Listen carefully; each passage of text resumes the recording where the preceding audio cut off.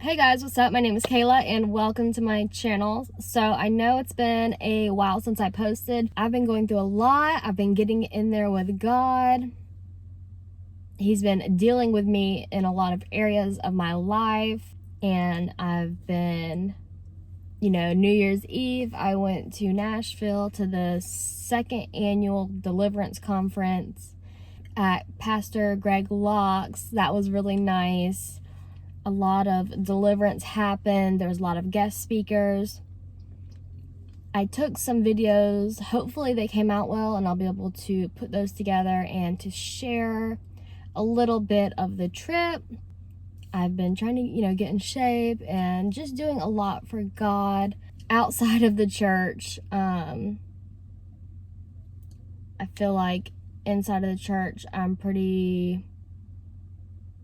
not able to do what I've been called to do, so I've really been moving a lot outside of the church and streetwise, and that's where God's really operating now, because the church in general isn't cooperating with God, and that's why a lot of people aren't seeing the revival. But like the deliverance conference, there was thousands of people there. It's sad that we have to go and travel. I had to travel 9 hours just to be able to get the full truth and to get help and to get that love of God that everyone is desiring. People flew in from all over the country, and it's sad that you can't find that in your own area where you live, that you have to go and you have to travel that far just to get some of not just a part of God, or not just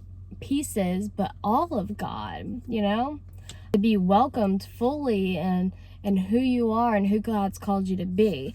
Anyways, I feel like God's called me to start a mini series, and hopefully I follow through with it all. And it's going to be called 31 Days of Wisdom, and it's going to be based off the book of Proverbs. And now I know most people have read the book of Proverbs and they know a lot about it, but I encourage you to listen. I'm going to try to make them short. And the more we listen and get this knowledge in us, the more it can transform and change us, right? And you might learn something you didn't know. But I'm kind of going to quickly go through and read it and make little comments on it. Now, I necessarily didn't really want to do this, but God has so heavily put on me to do so. So I don't know how often I'll post these 31 Days of Wisdom, but I plan to go through the whole book and make a full 31 posts on this specific book of the Bible, okay? So I got it here, and I'm going to be reading it. These are the Proverbs of Solomon, David's son, king of Israel. Their purpose is to teach people wisdom and discipline, to help them understand the insights of the wise.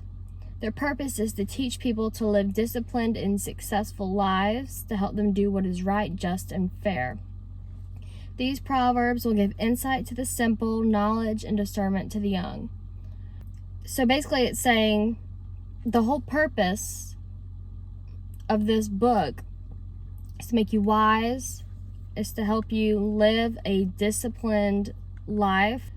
The purpose is to teach people wisdom and how to live a disciplined and successful life, coming from a king himself, okay? Let the wise listen to these proverbs and become even wiser. Let those with understanding receive guidance by exploring the meanings in these proverbs and parables, the words of the wise and their riddles. Fear of the Lord is the foundation of true knowledge, but fools despise wisdom and discipline. So it's saying that fear of the Lord is the foundation of true knowledge. Now, this isn't like a scared fear, right? This is a respectable, honorable fear of the Lord. So, you know, say you have a husband or a wife or a significant other, and you love them, you respect them. Out of that love and respect, you don't want to just go out and do something that you know would hurt them, right? You care for them, and not that you have a fear of these people like you would say God, because he is so great, but you know, you have that respectable relationship where you don't want to just go and do something harmful to them. It's the same way with God, and that is the foundation of true knowledge, is having that respect, that love, but also a godly reverence and fear. It says, "My child, listen when your father corrects you. Don't neglect your mother's instruction. What you learn from them will crown you with grace and be a chain of honor around your neck." So it's funny how it's comparing things that you can't physically see, these eternal things. It's comparing wisdom, instruction, discipline, etc. You know, like I said, these eternal things, and it's making them equivalent to crowns and riches and things that we can see and that we can obtain. That's how valuable these things are. And like I said, they're everlasting, where crowns and riches, you know, you can't take to the grave. Wisdom and discipline and this molding of your character will last you forever. It'll last forever. And so it says, "My child, if sinners entice you, turn your back on them. They may say, 'Come and join us. Let's hide and kill someone. Just for fun, let's ambush the innocent. Let's swallow them alive like the grave. Let's swallow them whole like those who go down to the pit of death. Think of the great things we'll get. We'll fill our houses with all the stuff we take. Come, throw in your lot with us. We'll share the loot." It says, "My child, don't go along with them. Stay far away from their paths. They rush to commit evil deeds. They hurry to commit murder. If a bird sees a trap being set, it knows to stay away. But these people set an ambush for themselves. They are trying to get themselves killed. Such is the fate of all who are greedy for money. It robs them of life." So it's saying to not allow yourself to be seduced by a person that is sinning in their evil ways, that they end up setting traps for themselves without knowing it. They'll set a trap for someone else, but they will be the ones that end up getting caught in it, right? And at the very end, it basically says that having a greed for gain and self-elevation and just taking from others and boasting ourselves up, money, whatever it may be, this will rob you of your life. And I've seen it in people where they are so money hungry, or they're so, you know, they want success and they keep chasing after these things, that they're never satisfied in the moment with their actual life, and it robs them of their life because they're never able to fully enjoy what they have, because they're always wanting more, desiring more, needing more, right? It says, "Wisdom shouts in the streets. She cries out in the public square. She calls to the crowds along the main street, to those gathered in front of the city gate. How long, you simpletons, will you insist on being simple-minded? How long will you mockers relish in your mocking? How long will you fools hate knowledge? Come and listen to my counsel. I'll share my heart with you and make you wise." I called on you so often, but you wouldn't come. I reached out to you, but you paid no attention. You ignored my advice and rejected the correction I offered. So I will laugh when you are in trouble. I will mock you when disaster overtakes you. When calamity overtakes you like a storm, when disaster engulfs you like a cyclone, and anguish and distress overwhelm you. So it says wisdom calls out to everyone. God doesn't just want to give wisdom to certain people. He wants all to receive this wisdom.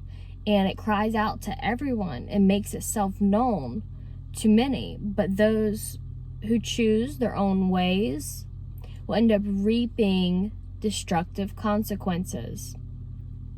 Now, the example I'm about to give can sometimes, it ends up being a blessing in people's lives. But, if you go out and you are having premarital sex, what are some consequences? That you might end up getting pregnant.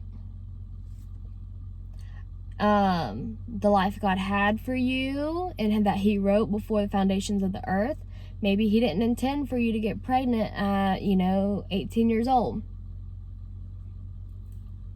Like I said, the child can become a great blessing in the process because God turns everything for our good, right? But we reap the consequences. So maybe that child grows up without, maybe that child grows up without both parents living in the home, without having their parents love one another and be committed to each other with a godly foundation, or maybe they do and it ends up in divorce because they weren't ready for a child, and money and all these things come into play. So we will reap the consequences of our decisions when we don't choose to follow God's ways. That's why wisdom calls out to us. It wants to protect us and to guide us and to mold us and to shape us. But there are, times where we choose to do our own thing and we pay the cost. So lastly, it says, when they cry for help, I will not answer. Though they anxiously search for me, they will not find me. For they hated knowledge and chose not to fear the Lord. They rejected my advice and paid no attention when I corrected them. Therefore, they must eat the bitter fruit of living their own way, choking on their own schemes. For simpletons turn away from me to death. Fools are destroyed by their own complacency or their own self-satisfaction. But all who listen to me will live in peace, untroubled by fear of harm.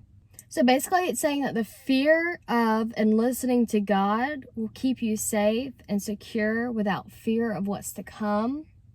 You're not going to be wondering, if you allow God to come into your life and to choose the people in your life, you're not going to be wondering, oh man, are they going to end up leaving me? You're not going to have a fear, oh man, are they going to love me for who I am? Are they going to cheat on me? Are they, whatever the case may be?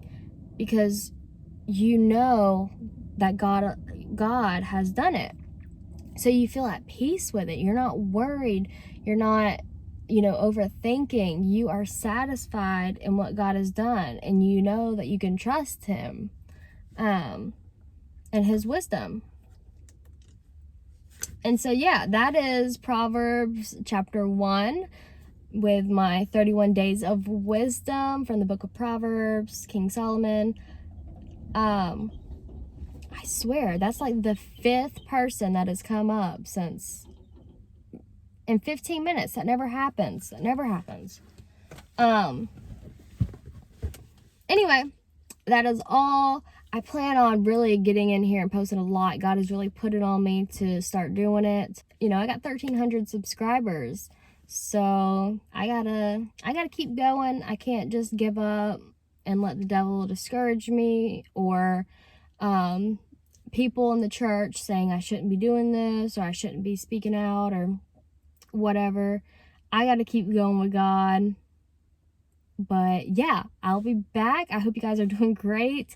I'd love to hear from you guys. Comment below if this was helpful at all or you want to chat. I love you guys. I'm praying for you guys. And yeah, I'll be back as the Spirit leads. So bye.